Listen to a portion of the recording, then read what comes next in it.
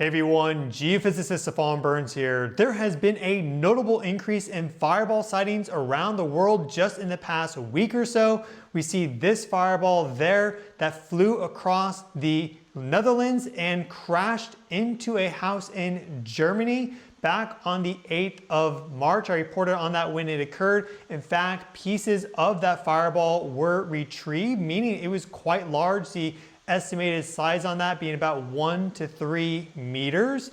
On the same day, we had a fireball fly across the eastern United States, disintegrating over the state of Pennsylvania. That size estimate being about 2 inches in diameter, so quite a bit smaller, but still putting on quite a display. And there have been other fireball sightings too. Back on the 2nd of March, there was a fireball that was seen flying over the state of Louisiana.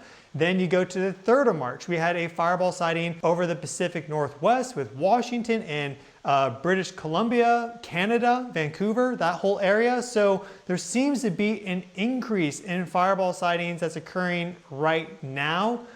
We had a fireball fly over close to Mount Fuji back on the 28th of February, so a little bit further back. It makes you wonder, is there a reason for this? Of course, we get meteors flying in all the time, and then fireballs being these really brilliantly displayed ones here, especially ones that last so long, make a lot of light, make a lot of noise. Those are quite a bit more rare, but they do occur. But is there a reason for that? Well, we are right now passing through the region of space where 3I Atlas, the interstellar object, transited through back during its closest approach to the sun. You'll remember 3I Atlas was incredibly active during that time frame with tons of jet activity, pumping tons of material off of its nucleus all around it in space. And so we could be encountering that debris stream from 3I Atlas. And the larger pieces are the ones that would then be drawn into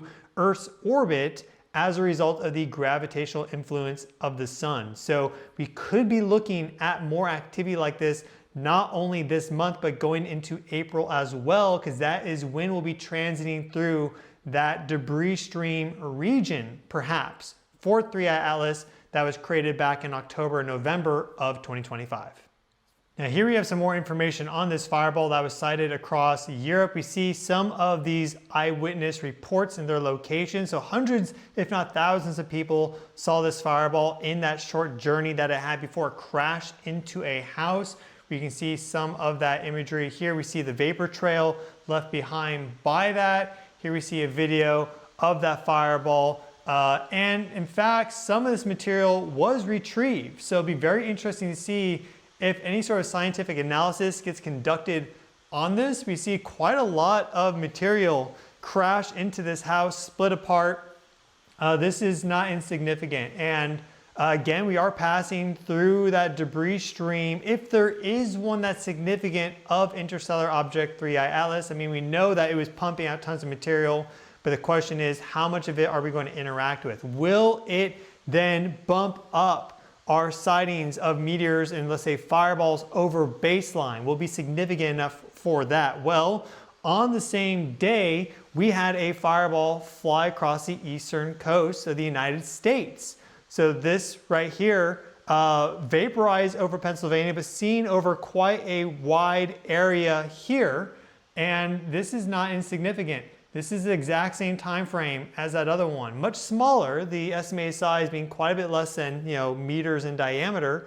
But we have imagery here from NASA's Meteor Network, and so we see this fireball show up across different cameras, different points in time. They clocked this moving in at 62,000 miles per hour, traveled 86 miles through the upper atmosphere before disintegrating 24 miles above southern Pennsylvania. And at its peak, it was 10 times brighter than Venus, the 3rd brightest object in the sky behind the full moon, if we have one, and the sun. And they estimate the size on this, again, roughly about 2 inches in diameter. So we see that right there, roughly 2 inches in diameter. So you don't need a large object to create a significant fireball, which really puts off a lot of light. Keep that in mind. And a 2-inch diameter piece of debris from an interstellar object is certainly possible. Here we see the orbit of 3I Atlas. Let's type that in here, 3I Atlas. And we'll take off our orbit of C2076A1 MAPS, which is a sun-grazing comet that's coming in quite close on the 4th of April. That's definitely one to watch. I've been releasing videos on that. I'll keep you up to date on that. Could be the great comet of 2026, perhaps of the decade, century. It's all possible. But here we have 3I Atlas, and we go back in time. We're going to see back in October and November, that is when it got very close to the sun. We see its hyperbolic trajectory right there, moving so quick it only got slightly deflected as a result of the gravity of the sun from its original trajectory. Here we see Earth's orbit. So you can see that as 3I Atlas is coming in, it's receiving tons of solar radiation and it's pumping out tons of material in this general zone in between Mars and Earth. The other thing to keep in mind here is that it's not coming in at some high inclination. It was coming in right along the ecliptic plane. So it has the ability for anything that's pumped off to interact with the Earth as a result. Now it's continuing on. It'll have its closest approach to Jupiter on the 16th at less than 0.4 astronomical units away from it. But look at how Earth now is moving into this region in late February and March through April. Really around the end of March is when we get closest to that perihelion location, but even going through April, we're in that zone. So I do think this is significant. And I do think some of this stuff that was ejected off of 3I Atlas will be interacting with us, because solar radiation will push the small particles and grains away from the inner solar system, for example. The pressure from that outweighs the gravitational influence, and so it goes outwards. But the moment you have enough size, for example, a 2-inch diameter pebble, right, that will flow in.